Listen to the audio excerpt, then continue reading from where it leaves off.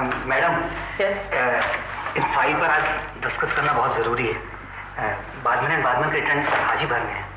Okay. Vadhavan and Vadhavan ने काफी profit बना लिया है इस साल। कमाएंगे क्यों नहीं मैडम, सबसे बेहतरीन बिजनेस में जो है marriage counselling. Vyas ji, Mr and Mrs Wadhwan lawyers हैं, काउंसलर्स नहीं। एक ही बात है मैडम, वो देखते भी तो डिवोर्स केस है। मियाँ बीवी में झगड़ा शुरू हुआ और उनका मीटर डाउन हो गया, फिर चाहे तलाक हो या ना हो उनका माल तो बढ़ता ही जाता है। आपके कहने का मतलब है तलाक इतना कॉमन हो गया है आजकल? ऑफ कोर्स मैडम, वैसे भी बंबई जैसे शहर में ऐसा कौन सा जोड़ा होगा जिसे प्रॉब्लम नहीं होगी। और आजकल तो जरा सी बात पर वकील से सलाह लेने का फैशन हो गया है। तलाक के मामले में वैसे भी बहुत सारा पैसा इन्वॉल्व होता है, करोड़ों रुपए की बात होती है। और मियाँ बीवी को इस बात की चिंता होती है कि तलाक के बाद किसको कितना पैसा मिलेगा। लेकिन आजकल तलाक होते क्यों है? अरे मैडम, आग लगाने के लिए एक छोटी सी चिंगारी ही काफी है आजकल। जैसे बच्चों का झगड़ा, बच्चे कौन से कपड़े पहनेंगे कौन से नहीं, और रोज रोज का खाना बनाने की खिटपिट, इन सब किसी भी बात पर झगड़ा हो सकता है मैडम, किसी भी बात पर तलाक हो सकता है। और मालूम है इनसे सबसे ज्यादा फायदा किसको होता है? किसको? Badman and Badman private limited. और किसको? Okay, thank you madam.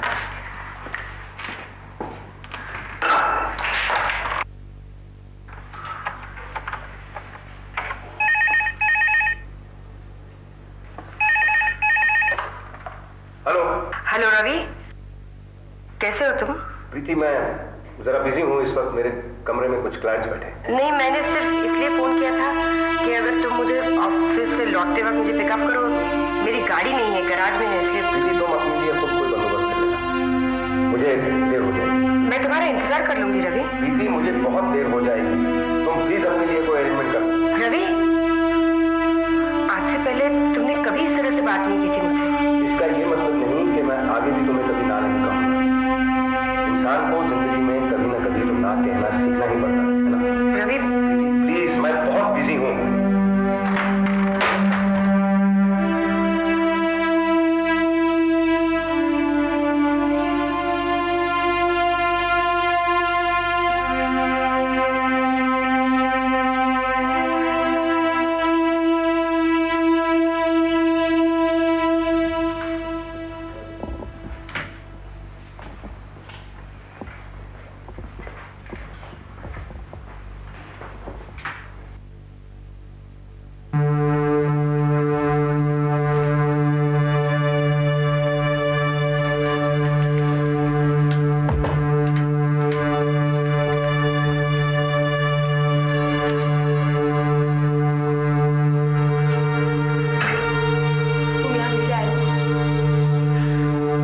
तुमसे बात करने का कोई दूसरा तरीका भी तो नहीं है,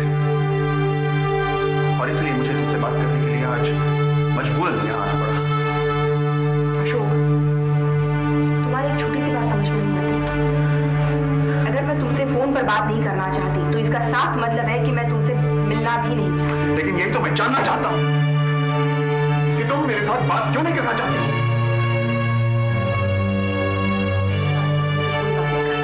क्यों नहीं?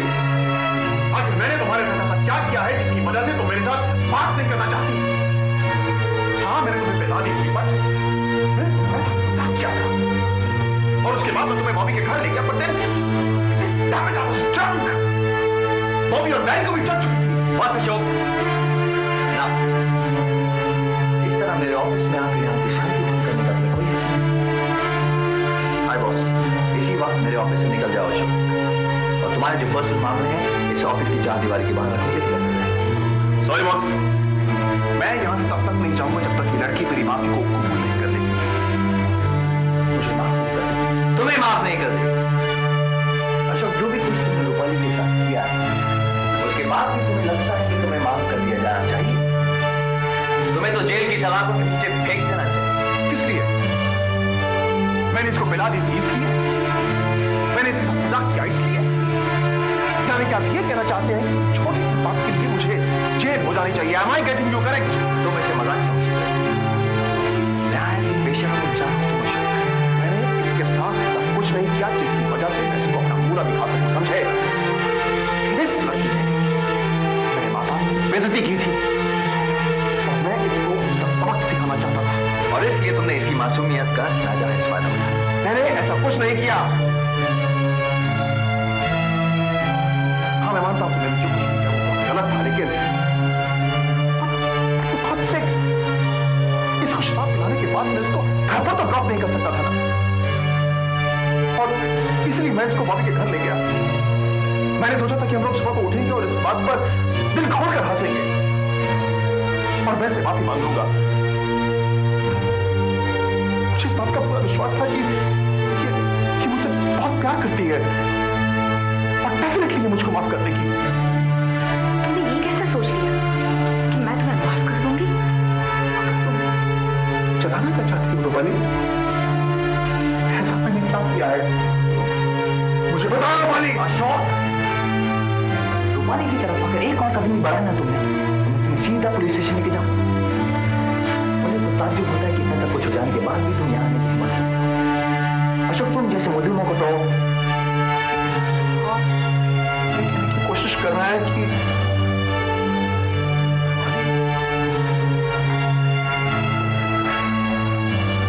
तुमने इनसे कहीं ये तो नहीं बताया कि मैंने तुम्हारी अशोक छोड़ मुझे।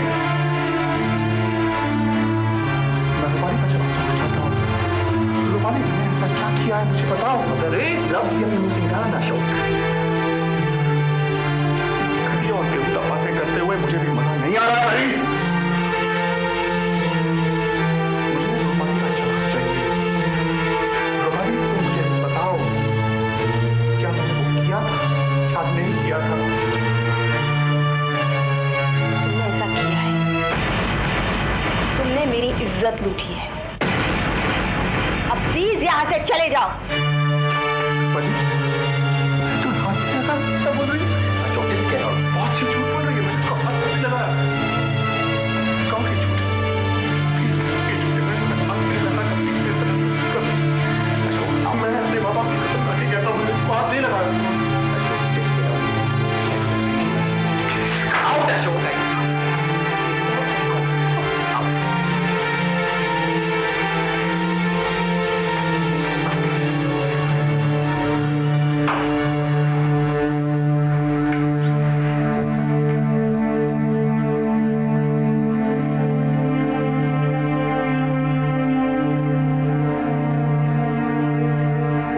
इसकी इतनी हिम्मत कि इस ऑफिस में कदम रखे। अब तुम बार बार यहाँ आओगे अशोक। तुमने मेरी बेइज्जती करने की कोशिश की थी ना, अब देखना तुम। अब की बार अगर इसने ऑफिस में कदम भी रखा ना तो मैं इसका खून कर डालूंगा। नहीं, मैं तुम्हें इतनी आसानी से नहीं मरने दूंगी। तुम तड़पोगे, गिड़गिड़ाओगे, मैं तुम्हें कहीं का नहीं छोड़ूंगी। तुम किसी को मुंह दिखाने के लायक नहीं रहोगे अशोक। लेकिन मुझे इससे इतनी नफरत क्यों होने लगी है? मैं तो सिर्फ रूपाली को अपने बिछाए जाल में फंसाने की कोशिश कर रहा था ताकि मेरे सारे प्रोफेशनल अरमान पूरे हो सके। कहीं ऐसा तो नहीं कि मैं अपने ही बिछाए जाल में फंस रहा हूँ? बस तो अब तुम गए हो अशोक। मैं जानती हूँ, अच्छी तरह जानती हूँ कि तुमने मेरी इज्जत के साथ खिलवाड़ नहीं किया है। अपने जाल में तो अब तुम खुद फंस गए हो। लाख कोशिश कर लो, लेकिन अब तुम अपनी बेगुनाही कभी साबित नहीं कर पाओगे। I don't believe this. क्या सचमुच मेरा दिल कह रहा है कि इस लड़की पर मैं तरस खाकर इसकी मदद करूं? कहीं मैं इससे प्यार तो नहीं करने लगा? ऐसा कैसे कर सकता हूं मैं?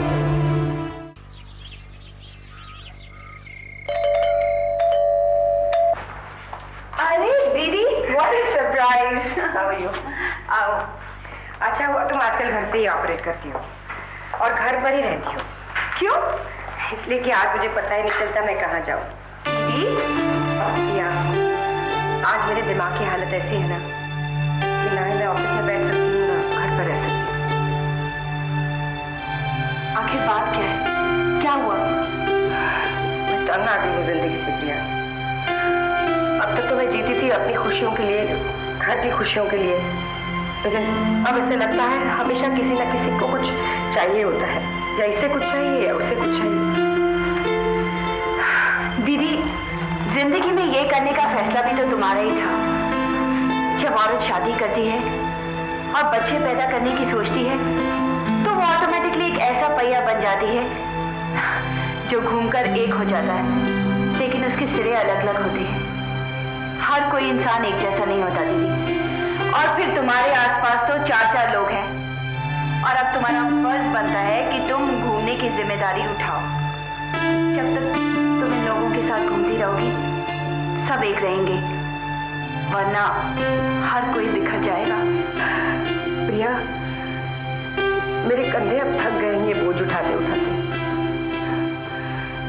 जब सब लोग एक एक करके बिखर जाते हैं ना तो दुख भी तो मुझे ही होता है। अब ऐसा लगता है कि मेरी सहन करने की शक्ति भी धीरे धीरे खत्म होती जा रही है। इन मामलों में तुम बिल्कुल बेबस हो दीदी। मदद के लिए दूसरों की तरफ देखना भी मत, क्योंकि तुम खामखा अपनी ताकत जाया करोगी। भगवान ने इन मामलों में किसी की कोई गुंजाइश नहीं रखी। भगवान ने औरत को सिर्फ शक्ति दी है सहन करने की। जितनी मुश्किल होगी ना उतना सहन करने की शक्ति बढ़ती जाएगी। बस दीदी, क्या बात है? यही तो प्रॉब्लम है ना प्रिया, मुझे ही नहीं मालूम कि बात क्या है। मैंने ऑफिस से 15 दिन की छुट्टी ली थी। तब मेरे और रवि के रिलेशन बहुत अच्छे थे। उसने भी ऑफिस से छुट्टी ली थी, लेकिन जब मैंने ऑफिस ज्वाइन कर लिया उसके दूसरे दिन उसने मुझे कहा कि हमें अलग होना चाहिए। क्या? हाँ प्रिया, पहले भी कई बार ऐसी बातें हुई थी जब भी हमारा झगड़ा हो जाता था, लेकिन मुझे इसकी आदत पड़ चुकी थी। लेकिन इस बार मामला कुछ ज्यादा ही सीरियस है। कल रात रवि मुझसे अपने से इतने दूर लगे कि हमेशा की तरह थोड़े दिन की बात है दीदी, ये दिन भी निकल जाएंगे। नहीं प्रिया, ये हमेशा की ऐसी बात नहीं है। रवि जब भी मुझसे लड़ते थे तो मुझे मालूम था कि वो झगड़ा खत्म हो जाएगा, लेकिन इस बार रवि झगड़ा भी नहीं कर रहे हैं। उसने हम दोनों के बीच की दूरी इतनी बढ़ा रखी है कि मुझे उसके पास जाने का रास्ता भी नहीं पता है। उस दिन मैंने उसे फोन किया और कहा कि ऑफिस से घर लौटते वक्त मुझे पिकअप करो, तो उसने साफ इनकार कर दिया। हम पहले भी कई बार लड़ चुके हैं, लेकिन जब भी मैंने उसे कहा था कि मुझे ऑफिस से पिकअप करो तो हमेशा मुझे पिकअप कर देते। भले ही हम रास्ते में एक दूसरे से बात नहीं करते थे, लेकिन ये मुझे मालूम था कि जब भी मुझे जरूरत पड़े रवि मेरे पास है, मेरे साथ है। मुझे लगता है तुमने उनकी इस बात का नाजायज फायदा उठाया। हो सकता है वो तुम्हें एहसास दिलाना चाहते हो कि ऐसा नहीं चलेगा। प्रिया, शादी का मतलब ही तो यही होता है ना कि एक दूसरे का नाजायज फायदा उठाया जाए। अगर रवि मुझे ये जताने की कोशिश कर रहे हैं कि मैं उनसे ये उम्मीद न रखूं तो फिर ये रिलेशनशिप का कोई मतलब नहीं बनता ना। दीदी, क्या आपने उन्हें कभी धोखा दिया? लगभग दे ही दिया था।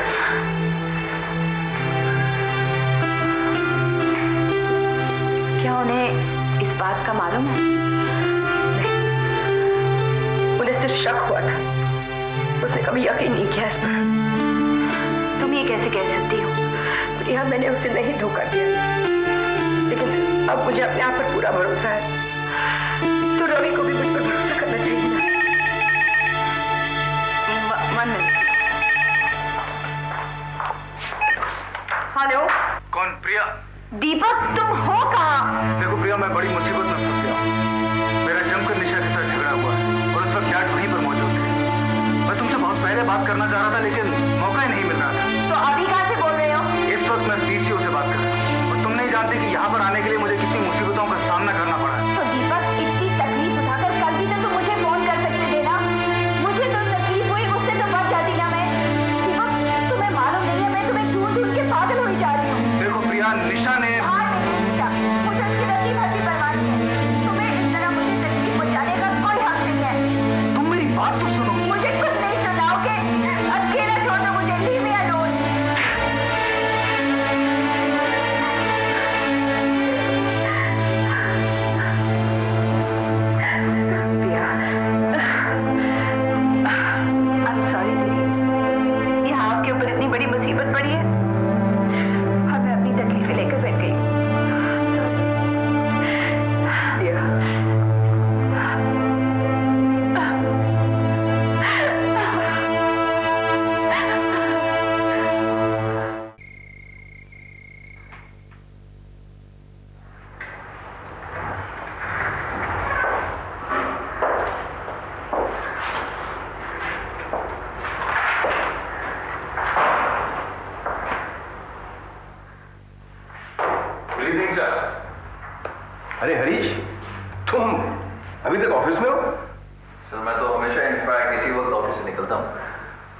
आज इस वक्त देखकर मुझे ताज्जुब हो रहा है।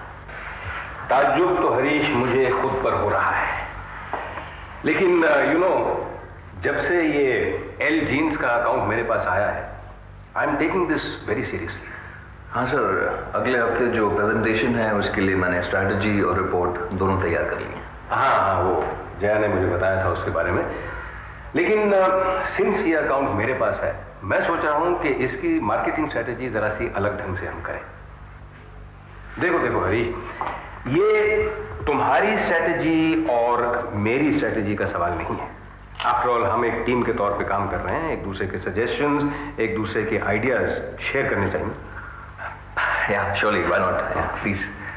तुम्हें पता है हरीश, जब मैं छोटा था तो हिंदुस्तान में सिर्फ इंपोर्टेड जीन्स मिला करती थी। आज भी अगर मैं जीन्स पहनना चाहूं तो मैं इंडियन जीन्स नहीं पहनूंगा, मैं सिर्फ इंपोर्टेड जीन्स पहनना चाहूंगा। लेकिन sir L jeans, listen to me young man, अगर हम चाहते हैं कि एल जीन्स मार्केट को कैप्चर करें तो हमारी स्ट्रैटेजी भी अलग होनी चाहिए। मैं चाहता हूं कि ये जीन्स मैं अपने एज ग्रुप पर टारगेट करूं। सर आमतौर पर देखा गया है कि जब भी जीन्स मार्केट की गई है उसे हमेशा यंग लोगों को टारगेट किया। हाँ, बिल्कुल, प्रिसाइसली माय पॉइंट। लेकिन अगर हम एल जीन्स को फॉरेन जीन्स के ब्रैकेट में डालें तो हमारी मार्केटिंग स्ट्रेटेजी और भी सक्सेसफुल हो सकती है, क्योंकि अगर मैं अपने जनरेशन के लोगों को कन्विंस कर दूं कि उन्हें एल जीन्स पहननी चाहिए तो मैं यंगस्टर्स को भी कन्विंस कर सकता हूं, हम पूरे मार्केट को कवर कर सकते हैं। हरीश, मैं चाहता हूं कि एल जीन्स इस देश में एक क्रेज बन जाए। सर मैं आपकी बात से सहमत हूं, लेकिन मार्केटिंग में अगर तुमने अपने राइवल की बात मान ली तो समझो जंग हार गए।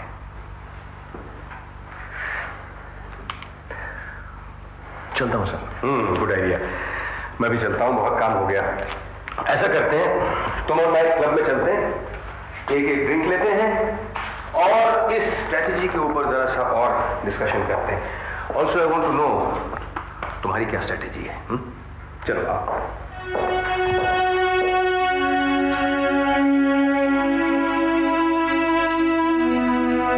हरीश, ये सर।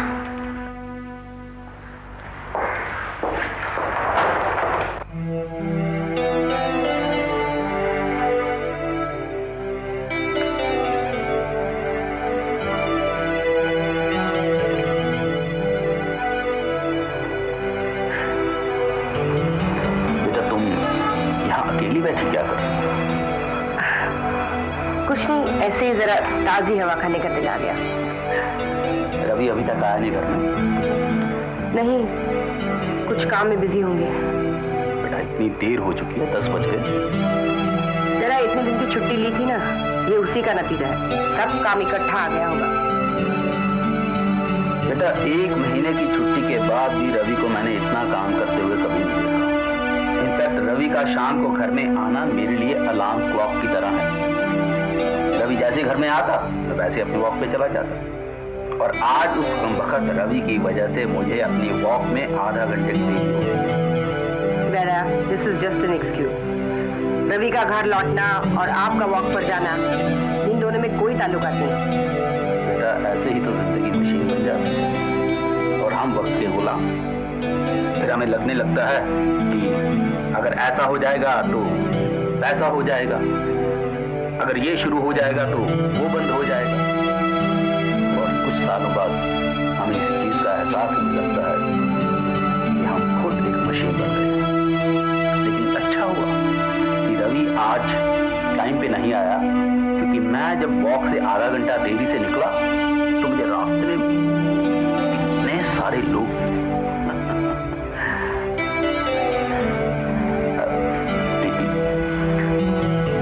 बेटा सब कुछ ठीक तो है ना?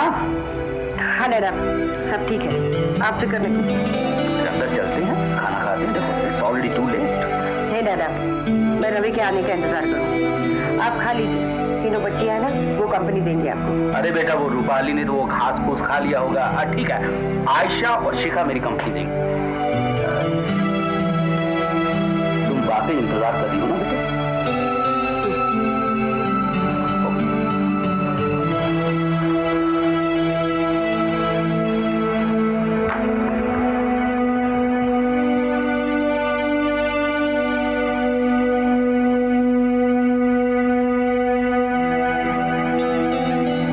जाओ रवि, मुझे तुमसे कुछ जरूरी बात करनी है।